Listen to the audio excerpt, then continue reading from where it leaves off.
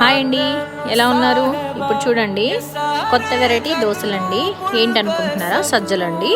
సజ్జలతో దోశలు ఎలా వేసుకోవాలో చూడండి. సజ్జలు వచ్చేసి మనం సేమ్ అండి ఎలా నానబెట్టుకుంటామో దోశ పిండికి సేమ్ అంతే. అందులోనే నేను సజ్జలు కూడా వేసేసి నానబెట్టేశాను, మిక్సీ చేసేసుకున్నాను. అప్పటికప్పుడు మీకు ఇన్స్టెంట్గా దోశలు వేసుకోవడానికండి ఒక 2 hours ముందు మనం గ్రైండ్ చేసి పెట్టేసుకుంటే సరిపోతుందన్నమాట.